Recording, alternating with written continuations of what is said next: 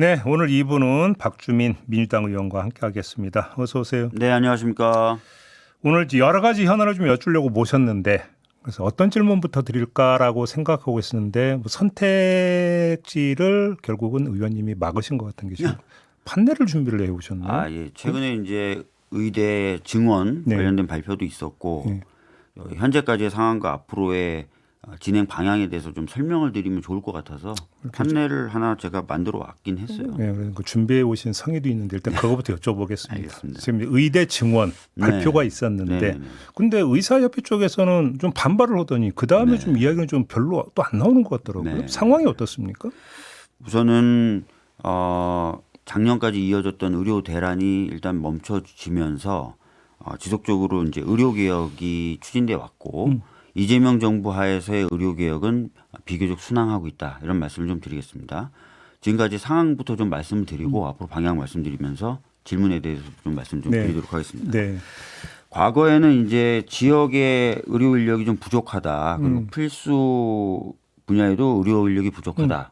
그래서 이걸 풀기 위해서 그냥 2,000명을 갑자기 증원하는 방식을 썼어요. 윤석열 정부 때는. 근데 이제 2,000명을 증원하면서도 지역에 또는 필수 분야에 의료 인력을 보낼 특별한 장치는 없이 그렇죠. 숫자만 늘리면 자동적으로 갈 것이다라는 발상이었고 2,000명을 증원하는 과정도 불투명했을 뿐만 아니라 합리적인 근거도 제시하지 못했죠. 왜 2,000명인지. 그래서 작년에 저희가 이제 의료 인력 수급 추계 기구라는 거를 법제화 시켰습니다. 그래서 이게 지금 작동되면서 증원 규모를 정하고 있는 상황이고요. 동시에 올해 1월에는 지역에 의사를 보낼 수 있는 지역 의사제법을 통과시켰습니다. 네. 그리고 필수 의료 분야에 대해서는 필수 의료 지원 강화 특별법을 이미 통과시켜 놨고 3월에는 이제 공공의료 사관학교라고 하는 졸업을 하면은 이제 특정 분야와 특정 지역에서 의무 복무를 해야 되는 그런 사관학교 관련된 법을 통과시키게 됩니다. 거기다가 좀 부족한 의료 인력을 적극적으로 활용하기 위해서 비대면 진료라든지 이런 것들을 허용하는 법제도 통과시켜서 네.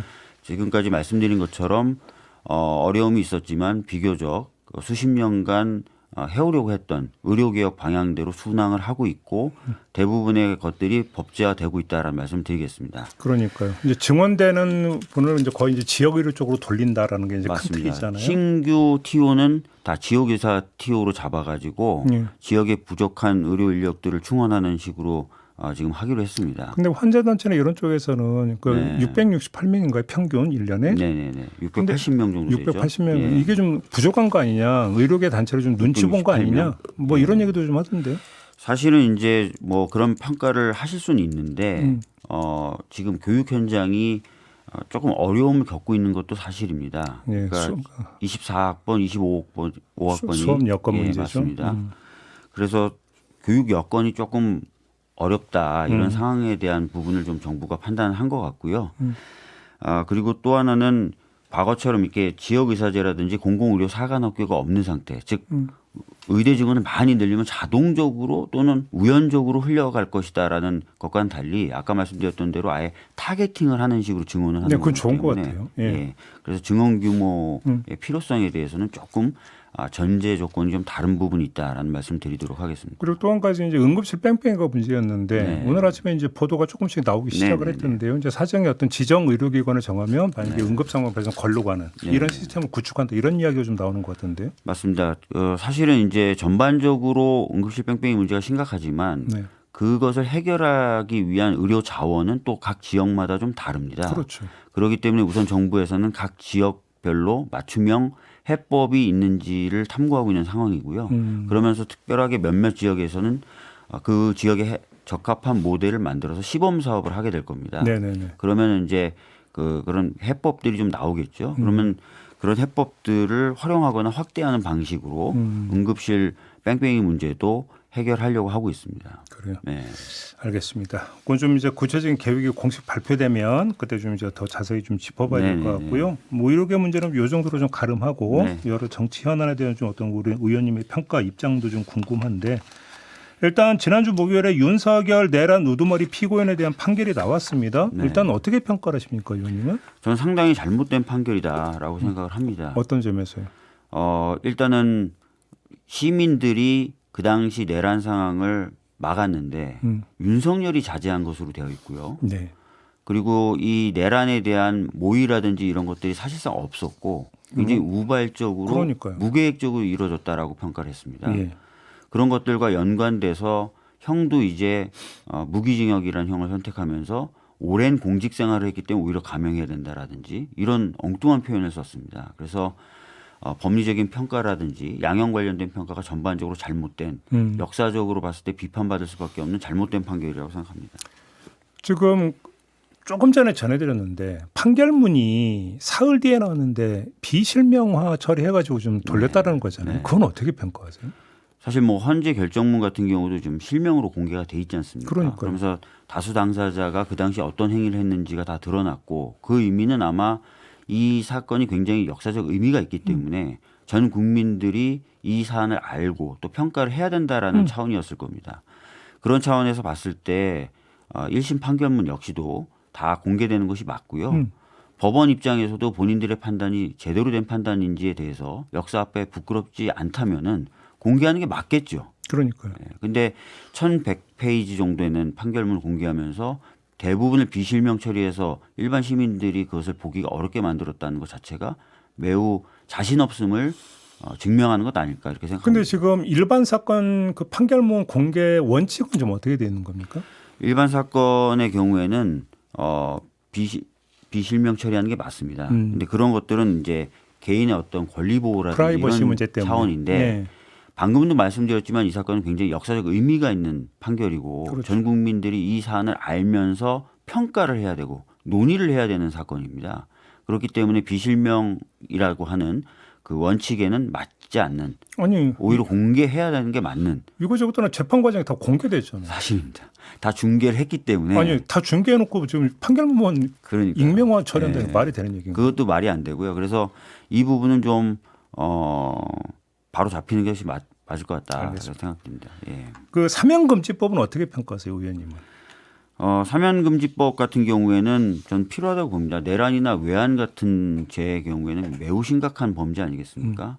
이런 범죄들이 정치적 고려에 의해서 사면될 경우가 네. 너무 흔해지거나 예. 그럴 경우에는 내란이나 외환죄가 갖고 있는 그 엄중함이 사라지겠죠. 그래서 금지법이라기보다 이번에 처리되는 법은 제한법인데요. 네. 좀 제한의 폭을 좀 둬서 잘 또는 쉽게 사면되지 않도록 하는 것은 필요하다고 봅니다. 특히 전두환에 대한 내란죄 처벌이 굉장히 있었음에도 불구하고 또 40몇 년 만에 다시는 반복되지 않을 거라는 신뢰를 무너뜨리고 또다시 내란이 있었던 거 아닙니까? 이런 역사적인 어떤 상황을 목격했을 때는 내란과 외환에 대한 사면은 제한되는 것이 필요하다고 봅니다. 근데 좀 일각에서는 또 위안 논란도 좀 있잖아요. 그렇기 때문에 이제 금지보다는 제한 방식을 선택한 것이고요. 그게 네. 금지와 제한에 어떤 차이가 있는 금지는 거예요? 아예 안 되는 거죠. 그렇게 될 경우에 대통령의 헌법상 권한을 침해하는 것이라는 평가를 받을 수 있는데 행사 요건을 강화하는 것, 즉 제한이라는 방법은 헌법의 취지에 반하지 않기 때문에 그렇게 된 것입니다. 그러면 제한으로 가면은 위안 논란을 피해갈 수 있다. 그렇습니다. 그렇게 보시는 예. 거고. 장동혁 대표가 지난주 금요일에 그러니까 전륜 요구를 거부했잖아요. 맞습니다. 그 장면 보셨습니까? 봤습니다. 어떻게 평가하세요? 이거는 공당은 헌법적 기반 위에 서 있는 당입니다. 그리고 헌법적 기반 위에 서 있었을 때만 제 기능을 할 수 있고 또 우대받을 수 있다고 생각합니다. 그렇죠. 지금 이 사안은 헌법적 질서를 침해했던 사안이고 국민의 기본권 심지어 생명과 안전에까지 위협을 줬던 중차대한 문제 아니겠습니까? 근데 이 문제에 대해서 명확한 태도를 보여주지 못하는 공당이 과연 의미가 있을까? 저는 솔직히 그런 생각을 했습니다. 포고령에 보면은 모든 정치 활동을 금한다고 돼 있잖아요. 맞습니다. 그러면 타겟이 일단 제1차 타겟이 정당이었잖아요. 국회와 정당입니다. 그러니까 사실은 이거자 가장 비판적인 입장을 내놔야 되는 게 정당 아닙니까? 맞습니다. 아까도 말씀드렸던 대로 정당은 헌법적 질서 기반 위에 서 있는 것입니다. 이것을 침해하려는 사안에 대해서 나는 아무런 태도가 없어 또는 괜찮아 라고 얘기하는 순간 존립 근거가 사라지는 거거든요. 이 부분에 대해서 제대로 인식을 못하고 있는 것 같습니다. 1심 판결이라 무죄 추정의 원칙이 적용돼야 된다는 주장도 하던데. 1심 판결이니까 그런 말을 한다는 것 자체가 전 이해가 안 되고요. 아까도 말씀드렸지만 정치인이고 정당 아닙니까? 네. 그럼 정치적 책임이라는 부분도 있고 도덕적 책임이라는 부분도 있는 겁니다. 네. 그리고 정치적 방향성이라는 부분도 있고 국민에 대한 예의라는 것도 있는 거예요. 그 당시 국민들이 총구 앞에 있었습니다. 어디서 그런 말을 합니까? 알겠습니다.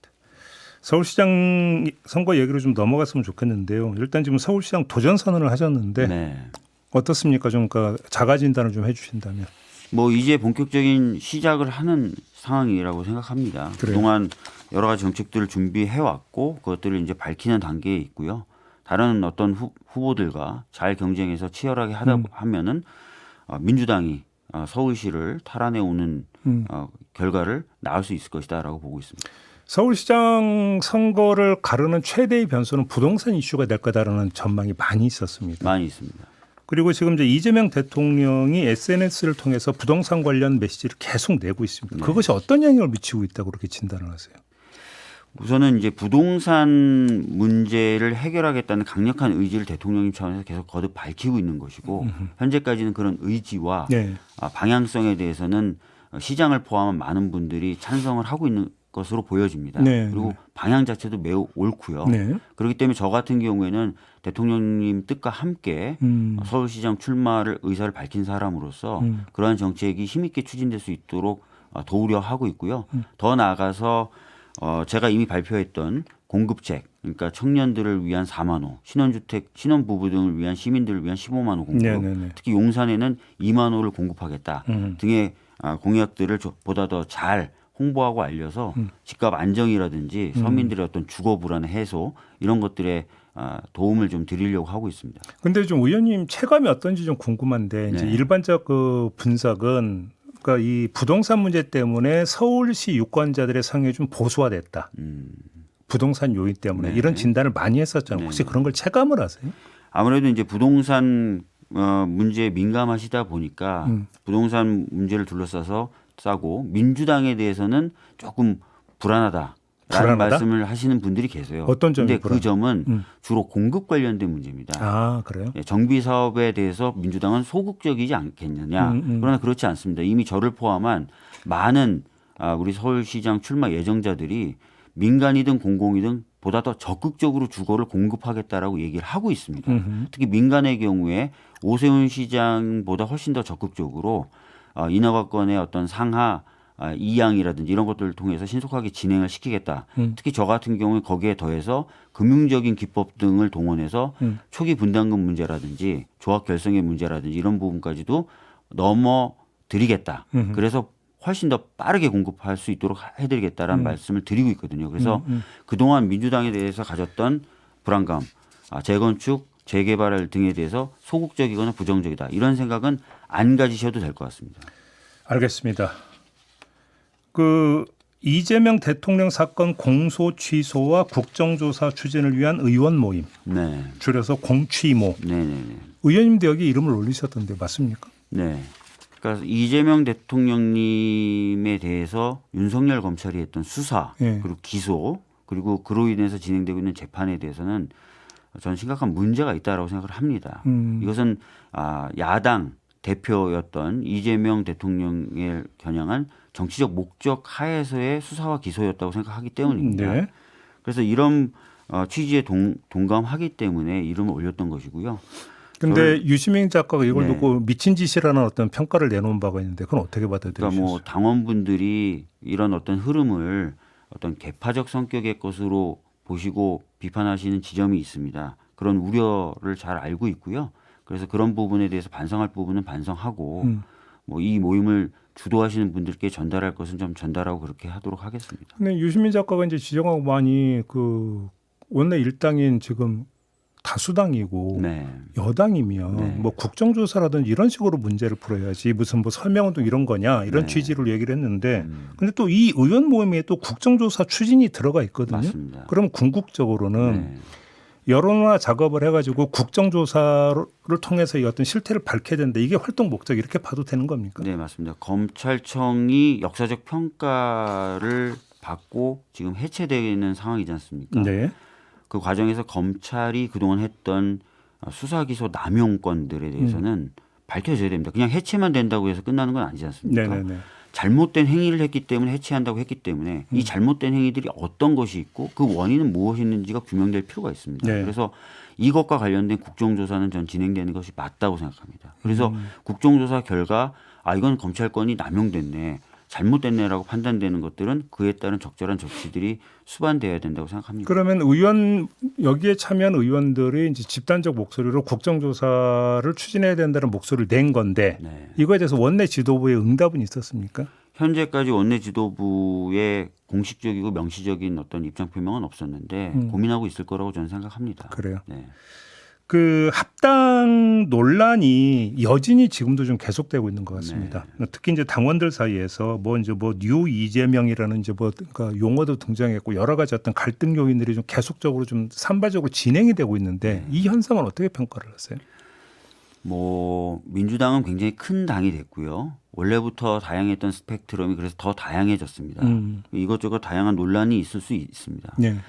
다만 이제 최근에 보면 갈등이 좀 격화되고 깊어지는 모습인 것 같아서 네. 그런 부분은 좀 우려스럽게 생각을 합니다. 지금 우리가 해야 될 일들이 굉장히 많습니다. 방금 말씀드렸던 검찰의 잘못된 기소나 이런 것들을 바로잡는 것, 사법개혁, 검찰개혁 등등등, 그리고 부동산 투기 세력과의 전쟁이라든지, 특히 또 이번 지방선거는 내란의 완전한 종식을 위해서도 반드시 승리가 필요한 선거라고 생각하고 있고요. 그래서 이 자리를 빌어서 제 마음가짐이기도 한데 분열과 갈등보다는 좀 통합과 연대의 목소리들이 좀 나올 수 있었으면 좋겠고 저도 그런 방향으로 노력하겠다는 말씀드리겠습니다. 근데 무슨 이제 친명, 친문을 넘어서 이제 뉴 이재명 이제 별별 어떤 용어가 나오고 네. 그러니까 어떤 규정 짓는 용어들이 계속 나오고 있는 거잖아요. 이 현상들은 지금 의원님이 말씀하신 그 바람과는 좀 다른 현상이라고 봐야 되는 거 아닌가요? 네, 그래서 저같이 원내에 있는 의원들이나 이런 분들이 더 노력을 해야 되겠죠. 반성해야 될 부분 더 반성해야 되겠고요. 하여튼 우리 앞에 놓인 과제가 굉장히 중차대하다, 크다, 힘을 합치고 같은 방향으로 노력할 필요가 매우 크다.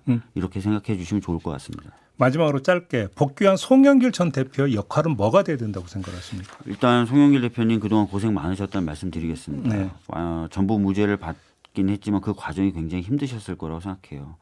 정당한 평가 받으셔야 될 것 같고 대우도 받으셔야 될 것 같습니다. 대우? 예, 그러나 구체적으로 그 내용이 어떤 건지 제가 말씀드리긴 좀 어려울 것 같습니다. 그래요. 알겠습니다. 자, 오늘 말씀 여기까지 듣겠습니다. 고맙습니다, 네, 의원님. 감사합니다. 박주민 민주당 의원과 함께했습니다.